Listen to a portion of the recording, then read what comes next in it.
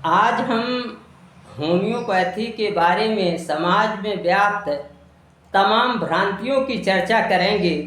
पहले हम ये देखेंगे कि समाज में कौन कौन सी भ्रांतियाँ व्याप्त हैं और उनके खंडन के लिए हम अपने तर्क रखेंगे, उनको दूर करने का प्रयास करेंगे।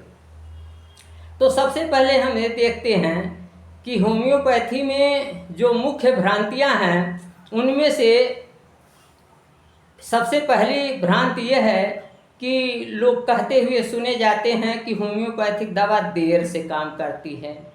यह बिल्कुल गलत बात है, यह बिल्कुल गलत धारणा है। सही बात यह है कि होम्योपैथिक दवाएं तत्काल प्रभावी हैं और मैंने इनको आध घंटे से लेकर के और 2-3 घंटे, 4 घंटे, 6 घंटे में लाभ करते हुए देखा है।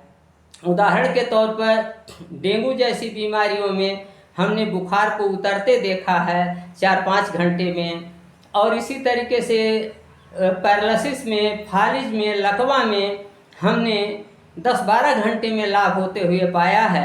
यद्यपि संपूर्ण रूप से आरोग्य होने में 1 महीने से लेकर 6-7-8 महीने तक लग सकते हैं और लगते हैं। समाज में यह भी धारणा है, गलत धारणा है कि होम्योपैथिक दवा के बाद एलोपैथिक दवा फायदा नहीं करती है।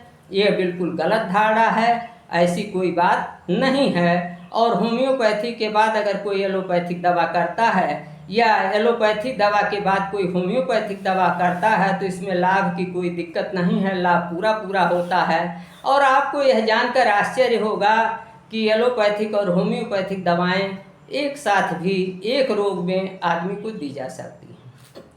समाज में यह भी गलत धारणा व्याप्त है कि होम्योपैथिक की गोलियां चीनी की गोलियां हैं, जबकि आपको यह जान के आश्चर्य होगा कि एलोपैथी में जो आप टैबलेट देखते हैं, रंग बिरंगे गोलियां देखते हैं, वो भी लाइकोपोडियम पिल्स होती हैं, उसमें जो है एलोपैथिक दवा मिली होती है। उसी प्रकार से ये चीनी की गोलियां भी जो है वाहक के रूप में प्रयोग की जाती हैं और इसमें जो है होम्योपैथिक दवाओं के अर्क और तत्व मिले होते हैं। इस प्रकार ये होम्योपैथिक दवाएं चीनी की सादी गोलियां नहीं होती हैं। इसी प्रकार से समाज में यह भी गलत धारणा है कि होम्योपैथिक एक वैज्ञानिक चिकित्सा पद्धति नहीं है, यह एक धार्मिक चिकित्सा पद्धति है। जबकि सही बात यह है कि वास्तव में होम्योपैथिक एक वैज्ञानिक और जो है अच्छी चिकित्सा पद्धति है, वैज्ञानिक और प्राकृतिक चिकित्सा पद्धति है। समाज में एक यह भी गलत धारणा व्याप्त है कि होम्योपैथिक दवाएं वैक्सीन के रूप में कार्य करती हैं, वैक्सीन के तरीके से काम करती हैं। वैक्सीन का मतलब ये हो गया कि उसी रोग का बीज जो है, उसी रोग का विष जो है उसी रोग में को दूर करने के लिए प्रयोग किया जाता है, रोकथाम के लिए प्रयोग किया जाता है। जबकि सही बात यह है कि होम्योपैथिक दवाएं वैक्सीन के तरीके से नहीं काम करती हैं, क्योंकि हमने पहले ही इस बात पर चर्चा किया है कि होम्योपैथिक दवा जो होती है वो लक्षणों के समान, ठीक वैसे ही लक्षणों में नहीं, उन लक्षणों के समान रोगों में वह कार्य करती है। इसलिए होम्योपैथिक दवाएं वैक्सीन के सदस्य नहीं हैं।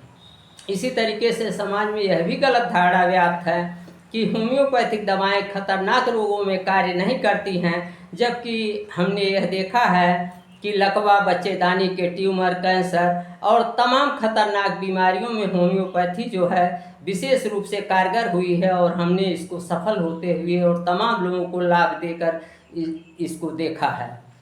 इसी तरीके से समाज में यह भी गलत धारणा व्याप्त है कि होम्योपैथिक दवाएं आयुर्वेद जैसी होती हैं।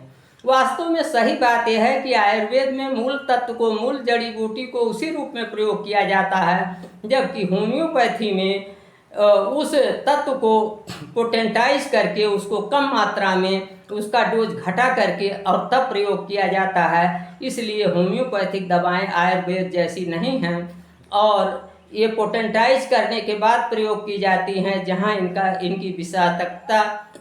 इनकी विषैला प्रभाव समाप्त हो जाता है। इसलिए होम्योपैथिक दवाओं का कोई साइड इफेक्ट नहीं है और ये तत्काल प्रभावकारी है।